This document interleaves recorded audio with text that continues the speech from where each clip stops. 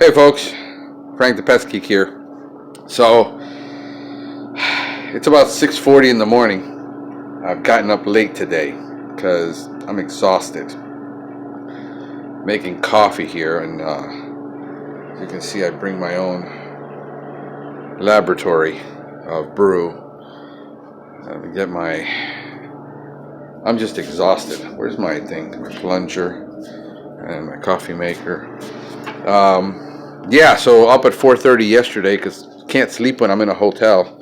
I'm not in my bed. It takes me about 3 to 4 days to unwind in a hotel and get used to the bed. So yeah, my body's a little picky that way. Went to dinner last night with Joe. You're gonna see a great podcast. We recorded it all through dinner in a restaurant, and so yesterday was one of those grueling days of reality check of termite, where we basically spent most of the afternoon looking at what happens when things go wrong, and what happens when we renew contracts that we know we should not have renewed, that canceled clients because of conducive conditions they didn't repair, and we kept renewing the contract on the termites, and well, the customer didn't fix anything, and then it turned into a lawsuit against the company. So it's not. My water is boiling. Let me take this out of here now. That's right. I'm making some coffee. Give me a second.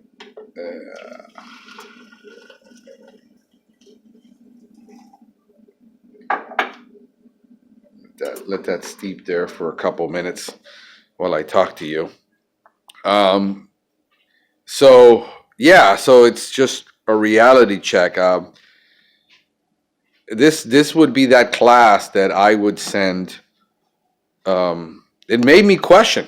It really made me question whether I want to get into termites or not.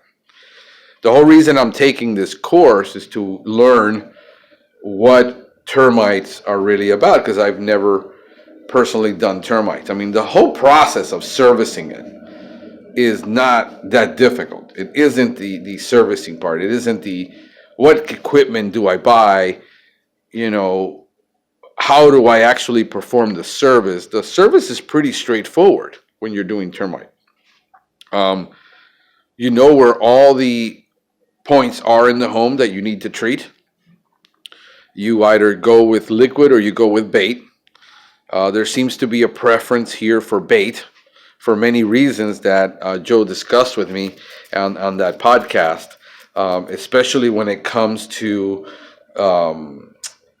Formosan termites here in Florida now, and baits seem to be doing better for Formosan termite than, where's my cup, than liquid Termidor is. And there's been the argument there of seems to be less failures with the bait stations than there is with just a liquid. Let me put it, give me a second here, so I can make my coffee, and you guys can hang out with me. So it's more about the whole inspection process. Again, we go back to identification and IPM, the basic simples of IPM. Do a thorough inspection of the home. And the biggest challenge with doing inspections is always, well, you're not giving your inspectors, salespeople, enough time to do a real inspection. They're going in. I just experienced that myself with a bunch of people. I asked how long were the inspector in the home inspecting. He said, well, he was only here 15 minutes.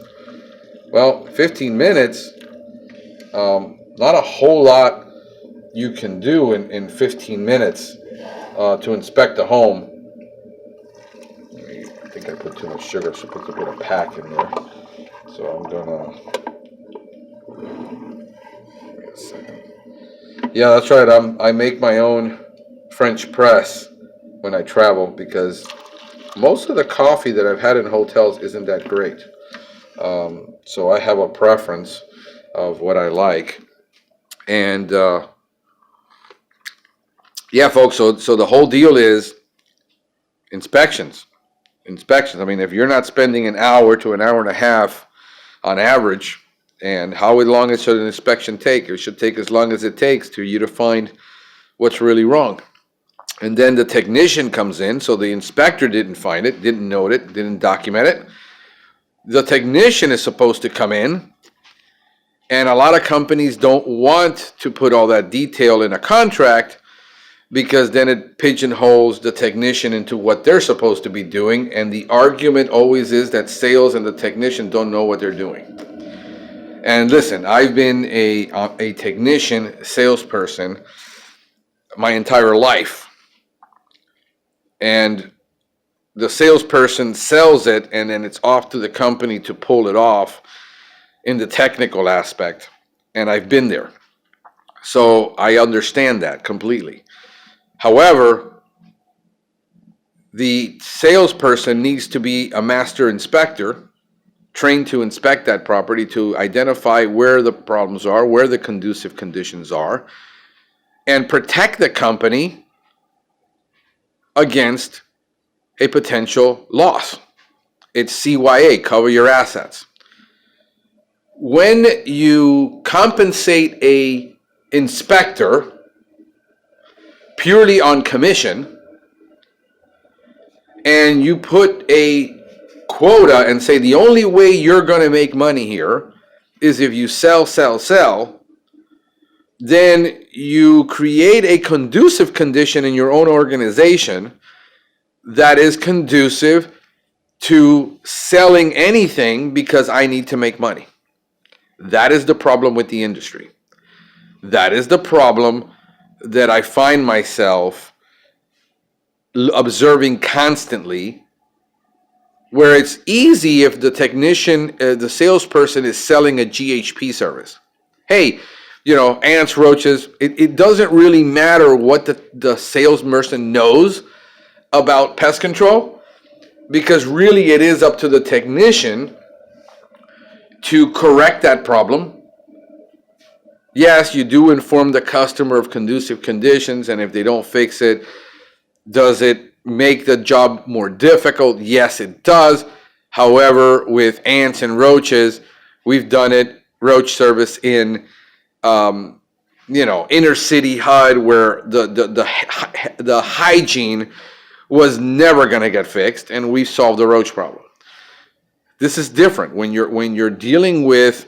Let me get over here, and I'm going to have a seat because I'm making some of you guys really dizzy. See here if I got a little light over here, and I'm in my hotel room, so it's quite different when you got an inspector going in and to a home for a rodent job or a bee job, where it is up to the technician to remove it and to figure out the problem and to figure out how it is that he's going to solve that problem.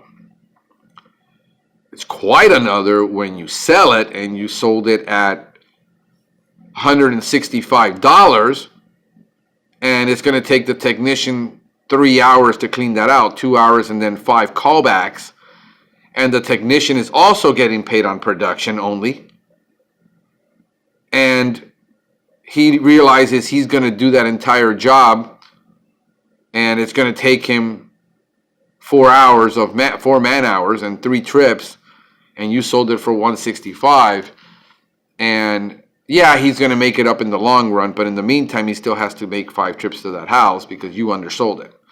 You made your commission once for running your mouth for 15 minutes that you were there, and you made more money than he's going to make on the job as a technician, but he has to make 3 to 4 trips.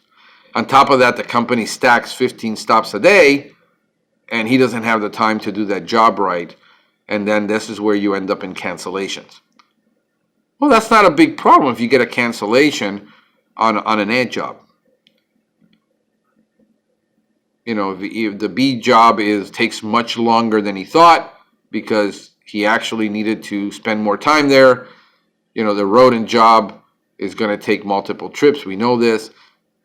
Those are all things that are known. And the problem that you have with this mentality of commission only, and if you sell, you sell, and if a salesman is a salesman, he's worth his salt, he's going to sell. The problem is you create a piranha pit where the salesman could care less if the company makes money, if he sells a job that later on the technician can't pull off. Because does the technician have the autonomy in the company as the expert, the real expert, which he's supposed to be, to say, hey, listen, this job was sold. The conducive conditions here are so bad that if you take this account on, you've got this potential lawsuit, and he didn't make the map correctly, and he didn't draw it out correctly, and he didn't see all the areas on the contract that were supposed to be there. He missed this wall, he missed this, he missed that. Does the technician have the autonomy as the real expert to override the salesperson, correct the paperwork, but wait, you've got a signed contract now that needs to be modified? Does the company force the salesperson to go back and fix it? Because every company that I've worked at, outside of pest control, that I wrote up a contract, and then the technician went out there to do the work, and my calculations were wrong, I had to go back, recalculate it, tell the customer why we recalculated this, and make the deal happen. So I better make sure that I had my measurements right the first time, because when you're cutting a $10,000 piece of glass for a shower and it's off by 1/16th and it doesn't fit, you can't recut that glass on site. That's tempered glass. That needs to go back to the factory and recut that. That is a complete loss if I got that measurement wrong to a 1/16th of an inch. So you're talking to somebody that understands sales, has been on the sales side, on the production side, on the measurement side, and if I got it wrong, I had to go back. This is what I see that is wrong in our industry. This is why I take these classes, so then I can tell my technicians, no, it will be done this way, and you will walk away. This is why I'm a favor of salary plus commission plus bonuses for meeting KPIs. In other words, I am not interested in this massive growth. If the technician, if the salesperson feels that they need to come into this company and make $100,000 a year, but he's not going to have the time to do his job right, then you have all the competitive. Look, I understand competition, guys. I'm in business. I understand that if we don't close, we don't have the growth, but I'm comfortable with a 20%, 25% growth. A little bit lower margin on the profit.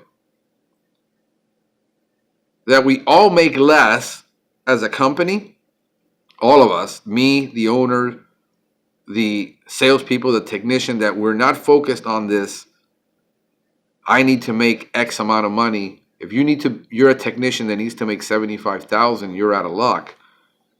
But that we don't have all the headaches. That we have a smooth little running machine. That if I got to crank up the marketing and spend more on marketing, maybe with a little bit less sales, and we walk away from some deals that we know isn't the best thing for the company, then you have a healthier environment where people are actually feel safer, where people feel that, hey, yes, we're not making a ton, but we don't have all the headaches. We don't have the customer screaming at us. We don't have all the callbacks. We don't have all the frustrations. Am I going to create a Zen environment? No, because it doesn't exist in business. That's not reality. However, we don't have to go to the opposite extreme and just work in total chaos.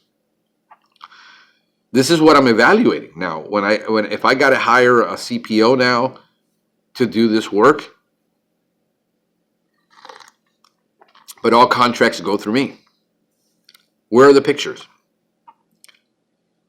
Where is the evidence of what you found? Where is the documentation? Where is it that it's supposed to be done, and how is it supposed to be done? And how do you expect a technician to pull this off? I have to be a mediator between the two. And if the technician goes over there and he finds that you missed something on that contract, how are we going to fix this? Before he actually does the work, he's going to stop the production. He has that autonomy. He's the expert on site. The technician is the expert on site. He's the guy that's supposed to save my butt. And this is why I want a technician coming to this course to see what he hasn't been taught in other companies. And then actually me as an owner respecting that and saying, dang it, bro, you're absolutely right. We should have never taken that contract. And we shouldn't. And before we take the money, before we make the sale, this is why I want a salaried inspector, salesperson, that he's actually going to spend the time to do the inspection right, because that's what I'm paying him for. Then, on top of that, the sales is the commission on top of that. And then how good he stays within those KPIs to cover our butt. And where we have no losses, where we evaluate all this and say, this is your bonus because you actually made us money. We make more profit doing this. We make more money doing this way. And you get a piece of that because you actually CYA'd us.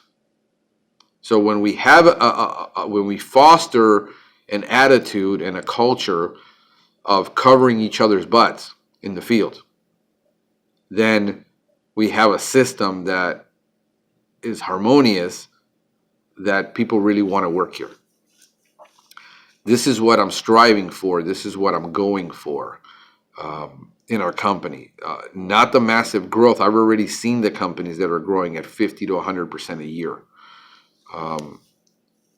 That they can't keep up with demand because they need to hire by the spring 4 or 5 more technicians. They're pulling off $2-3 million. They need to hire 5-6 more people by May because summer's coming around. Can we find a balance? It's gonna, and here is what the word is, the word that everybody uses, that nobody wants to discuss, and it's called greed. The reality of me as an owner balancing this and saying, yeah, it's out of control. The growth is out of control. We need to slow down the growth a bit. Be willing to take that step back and say, let's slow the growth down a bit. If the guys, but then the salespeople aren't going to make as much and they're going to quit, that's fine. As long as we have a culture that understands that hey, this is crazy, man. You're doing too many stops a day. You're not being effective. You're being sloppy. Like I'm measuring out how many stops a day my techs can really do effectively before I start seeing problems, and recognize that and say that's it. They're at their limit.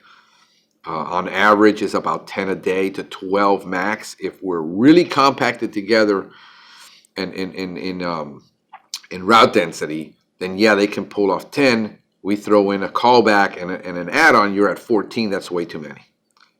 So we're focusing on that 10 where we can throw in a callback, throw in a problem, and throw in an initial. Now we're at 12 with an initial. and they're done between 8.5 hours, tops 9 hours. And it's about managing that. But if leadership starts from the top. If management doesn't have the autonomy to make those decisions, says, no, I'm not going to work my people 55, 60 hours a week. No, we don't have that culture of you making 50, 60,000 a year as a tech by killing yourself. If we keep our prices a little bit higher than our competitor, but we provide more value and more perceived value and real value, disproportionate to what they're getting, then we can do it. And that's a balancing act. That's not easy. That's not like, oh yeah, you have this pipe dream. It is a pipe dream in most cases, but it can be done because I'm seeing other companies that are doing this. Are there problems? There's always problems. Problems are never ending in business. But the problems we shouldn't be having is, making bad calls in the field. How good are we training our people? This is why I made this investment of coming here 3 times, taking the introductory course, the WDO course, the master class, to really have an understanding. Not that I'm going to know how to do termite, okay? But I have a thorough understanding of the business now, because I'm getting both sides. I'm getting the business side, which I do get. Joe has the business side. A lot of these guys that are coaching here have the business side.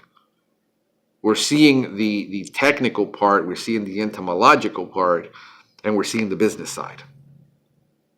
And then it's up to me to decide how I'm going to apply this. It's not that I came to the termite course and now I'm a termite expert. I'm a termite informed person. And I think if every technician would run through this course, here is the problem. You're going to go back to companies that aren't going to, if the owner doesn't embrace, this is why me as an owner, I'm here. Because now I understand it. So when my guy comes back and says, we really need to change this, this, and this because of this, then I can have empathy for him, understanding, and say, you're right. I overlooked that. Let's go ahead and make those changes. And that's what it's really about. It's about me having an understanding as an owner of what they're going to go through and saying, yeah, we're not going to take on that client. That's too big of a risk. Let him be somebody else's problem. Let's walk away from that deal and be happy about it. And the salesperson saying, yeah, I agree. The technician saying, I agree. If both of them agree and they're both the experts I trust and they're trained right and they're covering my butt at the end, because that's where it really matters is, I'm the one that's going to pay out if something goes wrong. And they're looking out for my best interest. I guarantee you that as an owner, I'm going to look out for their best interest. Somewhere along the way, I have to make that up to them because they're doing the right thing. They should never be penalized for doing the right thing. And a lot of the times in most companies, what I'm seeing is people are getting penalized for trying to do the right thing because greed sets in, where I understand you build a machine, you build a monster that you have to feed called a company. And can we manage that to where people's expectations, we don't set the expectation that you're going to come in here like a lot of companies do. They drag people away, say you're going to make more money with me. But at what cost? I used to have my technicians and this company's paying X amount. Yeah, they are. But understand, you come in at 8 in the morning and you're done by 3 and you're going home and you get to go ride bike. You're going to start with them at 7 in the morning and you're not going to be finished till 7 o'clock at night. And you're not going to have Saturdays off. And your callbacks are going to be 20%, the customer complaints, and you're going to be constantly doing 20 stops a day. With me, you're making 30% less, but you have a life. You got to decide. what it is you want. It's all about what we decide we want in life. Do we want the biggest, most money-making company so we can just expand like crazy and buy other companies? Do we want to be the company that says, after maybe I have a goal of 5 million, but if I feel satisfied after I reach 1.5, 2 million, and I'm satisfied and we're growing at a nice, decent pace, do I need to push it that hard to get to 5 million because I set a goal of 5 million and ride everybody super hard? If it takes me an extra 4 to 5 years to get that number, is that okay? Is the pace that I'm comfortable with, because I don't want the stress. I don't want all the nightmares. There's going to be enough stresses with growing a business and dealing with real employee problems and dealing with real issues. People get divorced. People die. People get sick. Things happen in the normal course of life that affects a business. Do we become a business family that we say, hey, we cover each other's butts, we support each other? And when somebody's out really sick, now if that person is, the weakest link in the group because he's always out, he's always sick, he's never at work, everybody's got to carry his weight, I'll let the crew decide if you want to keep him. You guys decide. Do we want to keep this person? I mean, do they fit in our culture? What do we do? And I think we need to make a lot of hard decisions. And what this has done is open my eyes to the reality where I sat there yesterday just thinking, do I really want to get into this for the money? Is it to do a better job than my competitors? Or is it the money? And I have to sit down and evaluate that. The money's great. And then I realize why I'm in business. Why I do what I do, why I named my company what I named it, why I try to do what I do, because we want to do what's right by the customer. We're customer-centric. We want to do what is right by people. I want to do what is right by the customer. I want to do what is right by my employees. I need to do what is right by the government. I need to satisfy everyone. And I had to really sit there and swallow hard and really think about this. And what I got to do is just hire a CPO that has the experience, the expertise, the real experience expertise, that he understands my culture, that he understands he's probably going to be leaving a lot of money on the table for in the beginning, but later he can have it with bonuses and profit sharing and a lot of other things, that he's going to leave a toxic environment that he's probably in where the culture isn't great. He's going to be able to breathe, enjoy his life, work in a team that really cares about people, and, decide if that's for him, versus a lot of money. Does he have golden handcuffs that he can't get out of? And these are all the challenges I have as an owner, of attracting that person, finding that person. It's a needle in a haystack. It's my job to find him, but I'm a salesperson. I'm gonna find him, and I'm gonna go through 5, 6, 7, 8, 10 interviews with people that I'm just not gonna be happy with until I find the one that I am happy with. And do I have to do this right now? Can I take 6 months to hire the right person because I'm not in a hurry? I can't. I don't have to do it right now. And that's the position I always want to be in, that I don't have to do this right now, hire a warm body just because I need to fill a spot. I want to fill the spot with the right person. So these are the things that I'm evaluating here at PMU, what it is that we're actually going to be doing.